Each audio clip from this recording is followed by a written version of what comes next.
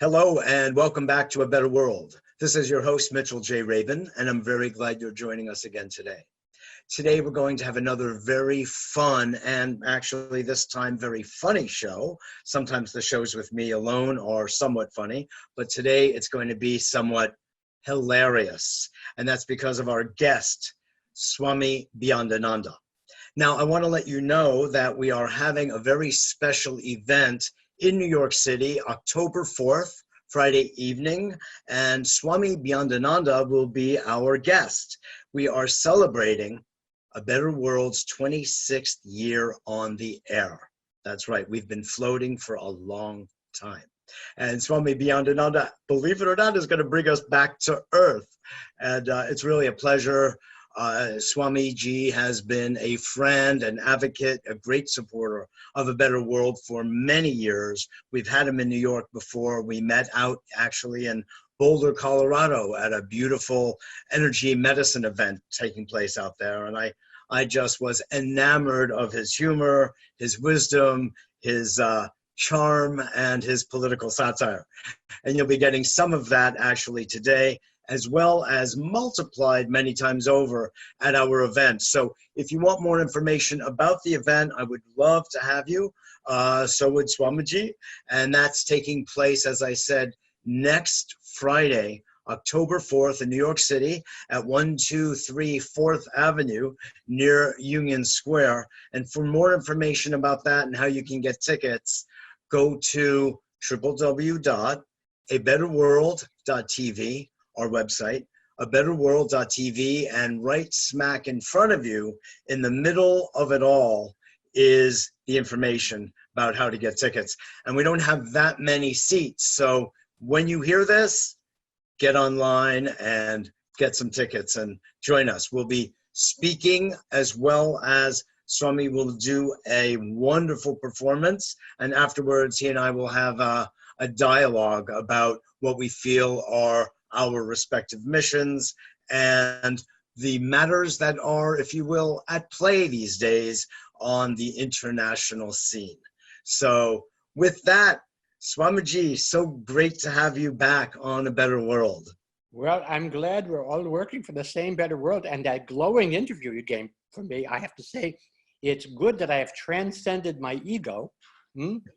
And I take great pride in my humility. So I understand all of that, and looking forward to helping you create laughter at a time when the world is in serious condition because of our conditioning to be serious. Seriously. Yes. And with all of the gravity pulling us down, we need levity to lift us up. So I'm hoping to raise the laugh force in New York City, and maybe even heal the hole in the boson layer out there. That sounds like a wonderful idea. You know, there is the so-called happiness quotient in countries like Bhutan. Oh, yes, yes. Well, yes. I think maybe we ought to accompany that with a laughter quotient, LI, laughter intelligence. Well, that's exactly right. That's exactly right. Because the happiness thing, this is very funny, because in this country, we are supposed to be pursuing happiness. And you look at some people, you go, they must have run right past it. They forgot to pursue happiness. Well, they're pursuing it, but they ran away, and happiness is trying to find them. Happiness is trailing them from behind. I'm back here, I'm back here, I'm back here. So happiness is an inside job. And we don't need to envy other people we think might be happier, which of course Freud called happiness envy. No reason for that. I would have to agree wholeheartedly. So gravitational pull, like that. That's right. It's sideways. It is sideways. Exactly. It's up. The corners of the mouth go up like that. That's right, exactly. And that changes the body chemistry just by doing this. You don't even have to be happy. But because of that muscular change, it sends signals, I think this guy is happy. And then you have the happiness hormones that get circulated. That's right. HH, happiness hormones. Yeah, exactly. Exactly. The cells don't care if you are truly happy or not. You're happy by saying so. And yes, the corners, defying gravity. going up. Exactly, exactly. So that's what we're going to do. I know, and people are very concerned these times because there is so much going on the planet, so much crisis, and people are saying, is this the hand of God at work or just the middle finger? That's what they're wondering. So in these times, we have, laughter helps us metabolize all of the residue that we're dealing with. That's true. Swamiji, I invited you on because I needed a good laugh. And I figured if I need one, the rest of the world does too. Well, there's two kinds of people in the world, the kind who love to laugh and the kind who need to laugh. And we're inviting all of those kinds of people to come to the event, and I have an unconditional guarantee. First of all, if you come, I promise to love you unconditionally. Number one. Number two, I promise that we will leave you laughing till the sacred cows come home or double your karma back.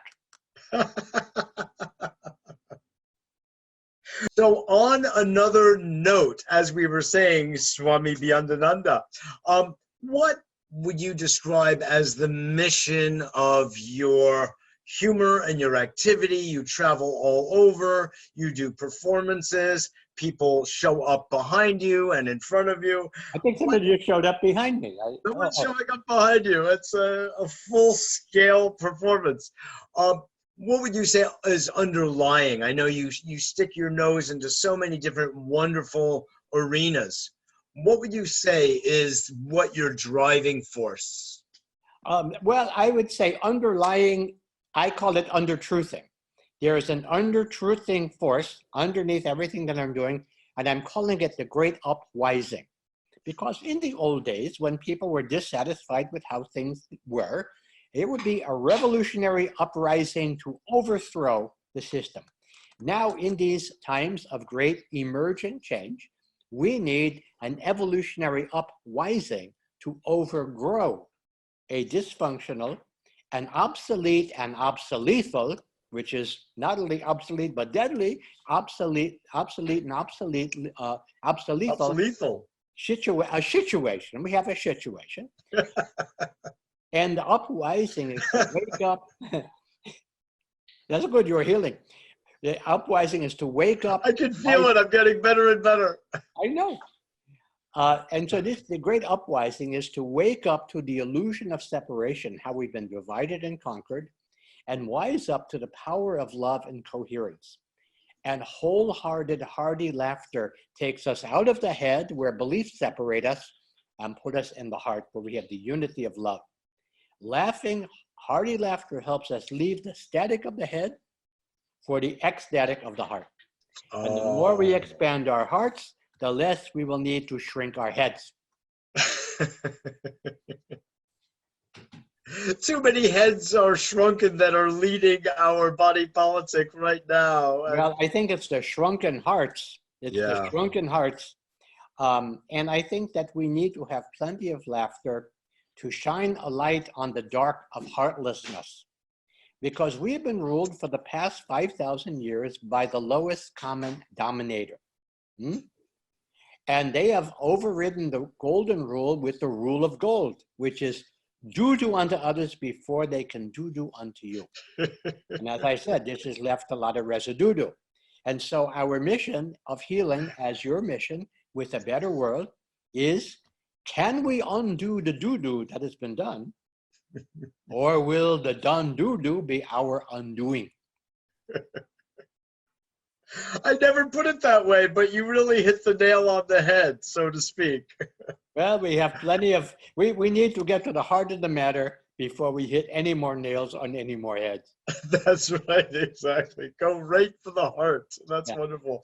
Well, I love that, Swamiji, because we know that we are facing a lot of doo-doo, and we need to do something about that very quickly. We're dealing with such serious issues as global warming, referred to usually as accelerated climate change. And in fact, just this week in New York has been a major outpouring of interest and excitement on many levels. Greta Thunberg was here, the 16-year-old who is leading the world into a greater level of consciousness, God bless her, and waking up. A child will lead the way. A child will lead the way, exactly. And in fact, the children's group that she is part of sued the rights to the child, agency or whatever it is.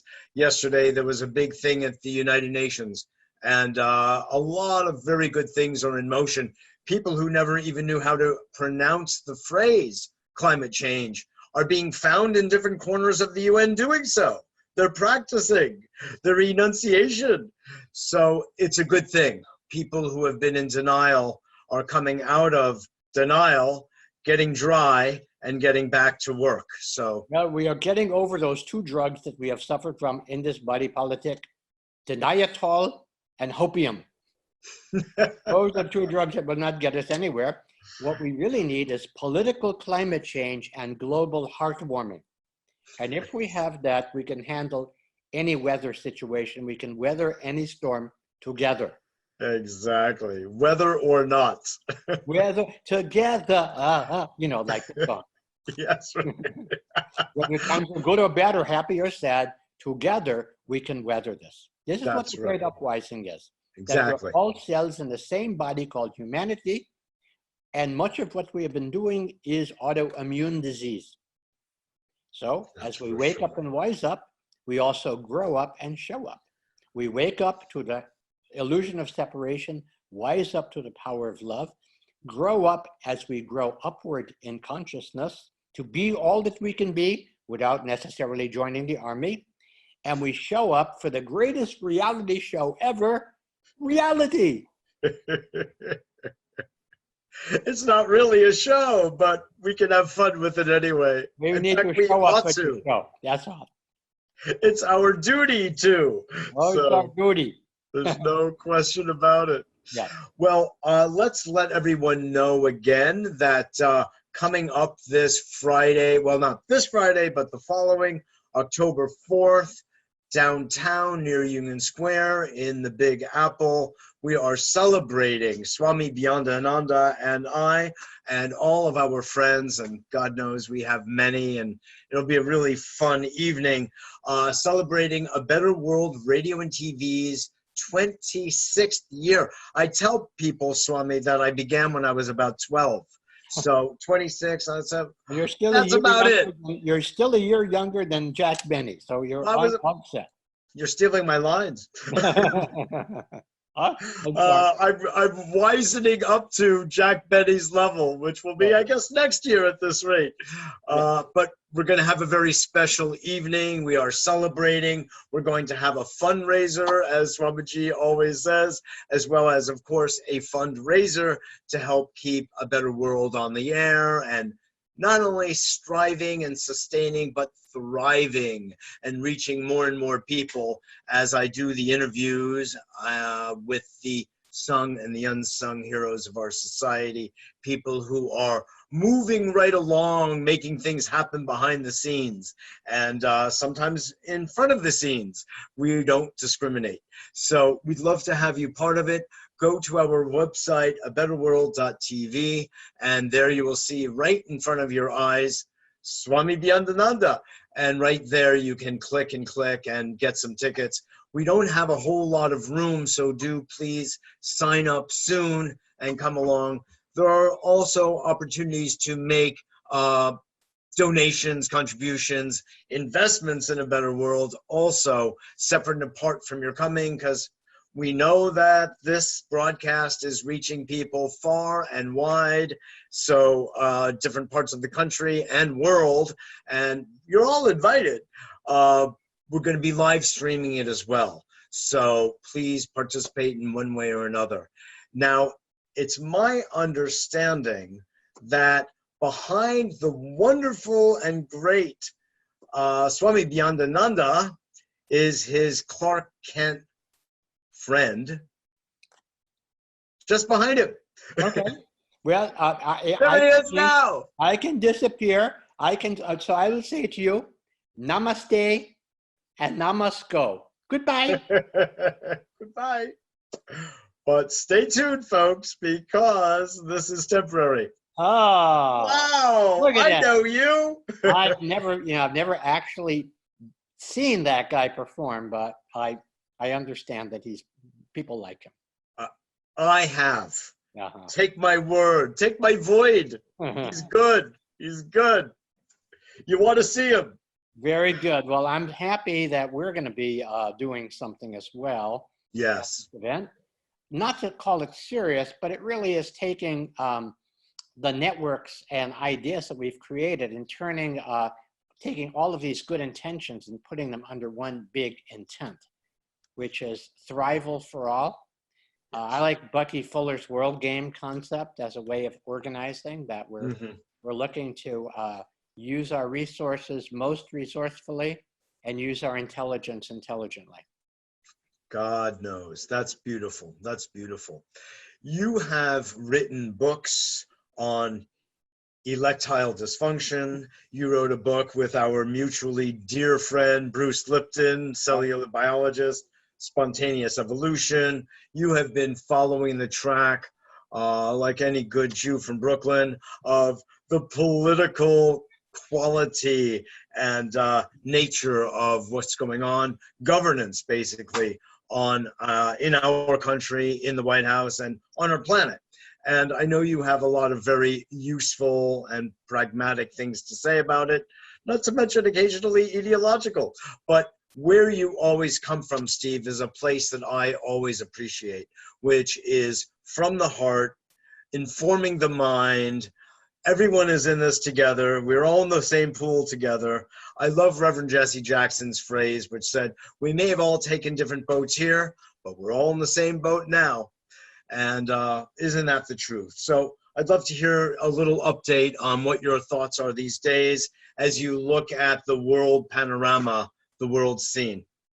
Well, you may or may not know that my background is political science. Although that's an oxymoron for you. No, I never got quite so far in the field to actually dissect a politician. Never got quite that way. But my first job was teaching high school in Washington, D.C. It was a very interesting time. I've always been very, very interested in politics. And then having had the experience of performing as Swami, being exposed to, deeper political ideas. And so my position is that we've essentially been divided and conquered. The Swami says, we have a deeply divided body politic in this country. Half the people believe our system is broken and the other half believe it is fixed. And that's exactly where we are. So there is a great— half fixed, half broken. Yeah, there's a great agreement that the system isn't working, and we've been conveniently divided into these political tribes. And the media and the two political parties do what they can to make sure that that we don't connect and have a conversation for mutual benefit out of mutual respect and so on. Right. And so my work right now, I'm calling it the Great Uprising, and Swami says it in a funny way, but basically the Great Uprising is recognizing the evolution of revolution, that we've gone from revolutions being about one man, usually a man, like in George Washington, et cetera, to a more evolved view, like Martin Luther King and Gandhi and the Dalai Lama, who've had a broader view of who we are as human beings. Yes. Now the next evolution of revolution is recognizing that we are the leaders we've been waiting for.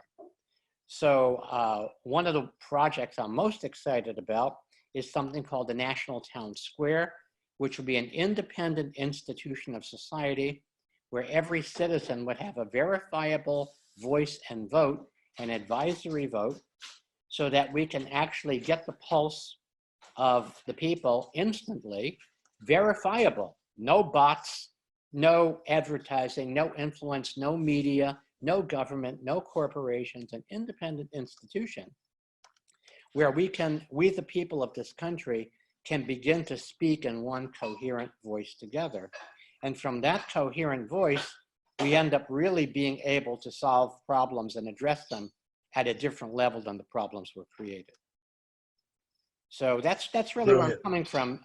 And the Great Uprising is recognizing that we are all in this together, and that we need to evolve, as Bruce Lipton and I came up with in Spontaneous Evolution, from seeing ourselves as individual cells to seeing ourselves as cells in the body of a larger organism called humanity. And that is how we will survive. And Bruce, I just talked to him a few weeks ago. Bruce's frame is conscious evolution, alternative to mass extinction.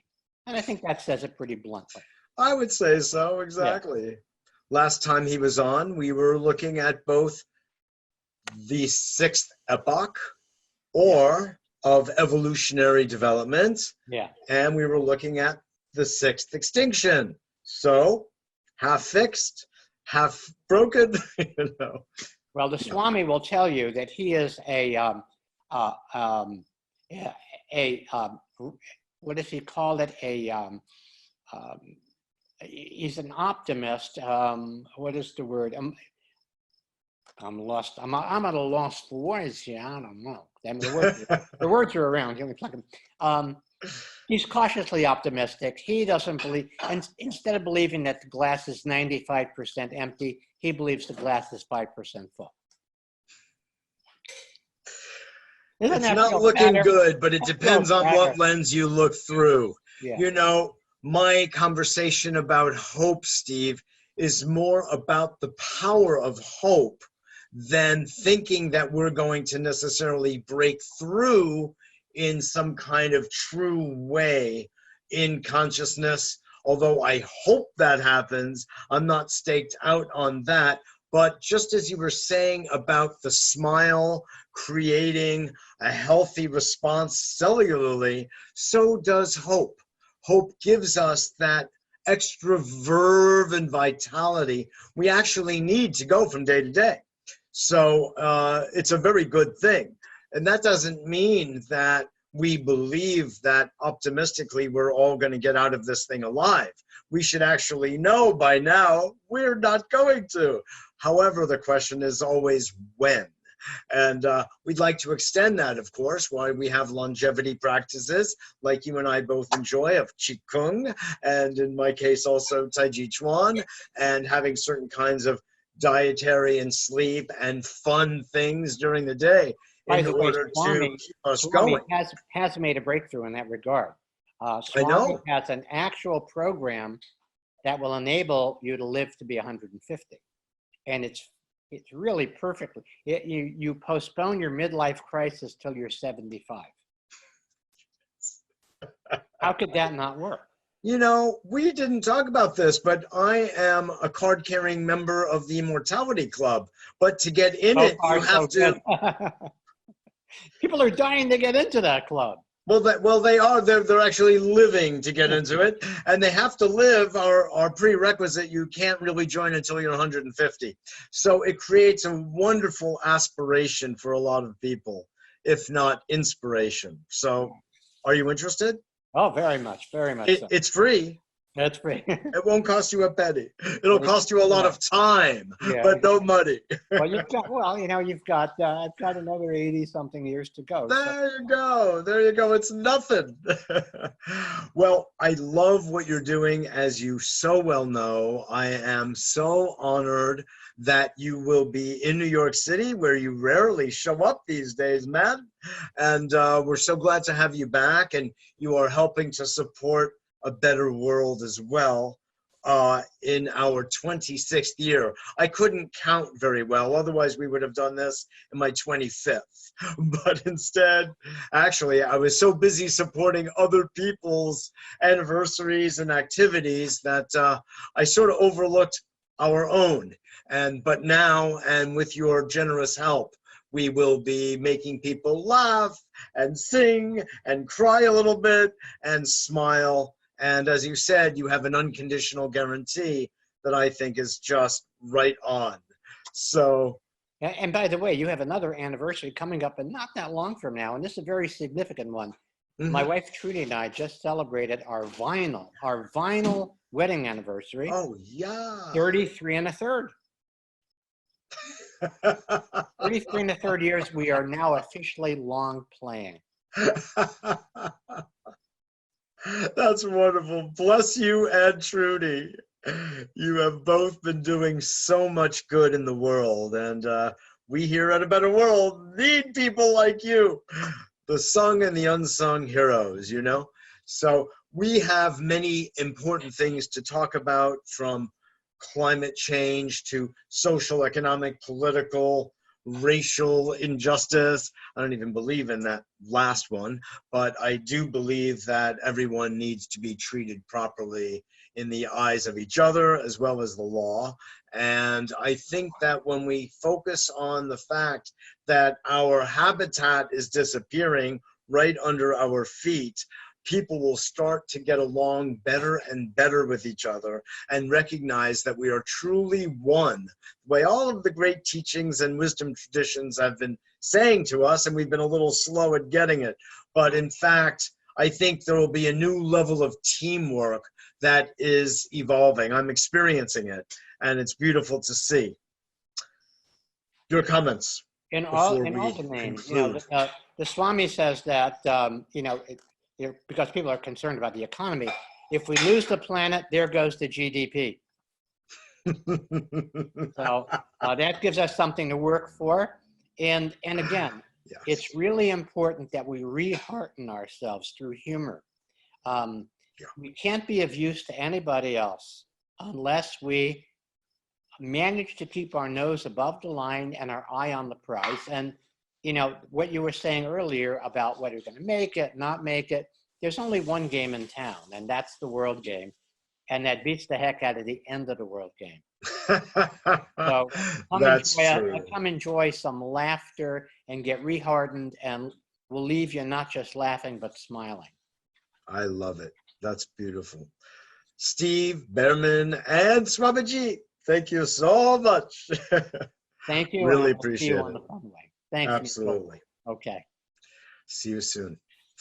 So I hope you enjoyed that as much as I did. I am a really easy touch for Steve's humor and Swamiji's. And so I'm like an excellent audience. And I will be also Friday night, October 4th, along with all of you who come and join us. It would be a true honor and pleasure for me to have you all who have known the work of an activity of A Better World for all of these years, or even some of these years, to come and celebrate with us here in New York City, just around the corner from Union Square at 123 4th Avenue. Boy, I don't know how they came up with that one, but it's really quite elegant. I love it. I think that's Is that awesome? Really? Yeah. I'm starting to feel like a mathematician every time I say it, and a poet. And we'd love to have you go to www.abetterworld.tv and just click, get tickets early. And they're also a little more expensive at the door, so better take advantage and be economically wise as well. And I want to just thank you all for listening. If you do not yet get our free newsletter, make sure you get signed up for that too. It's on the very same website. And walk around the archives, take a look and a peek at what we've got going, from interviews with environmental scientists, with healers of all sizes and stripes, with politicians, with Marianne Williamson, with people who are looking to preserve and protect our precious salt water and fresh water across the planet, people who are doing amazing things to provide solutions, solutionaries, as we call them, to heal the world of its many, many different ailments. And by the way, it's working. So on that note, I want to just thank you all for joining us again today. Become part of A Better World family and community by going to abetterworld.tv and signing up for our newsletter. And I look forward to seeing you all next week.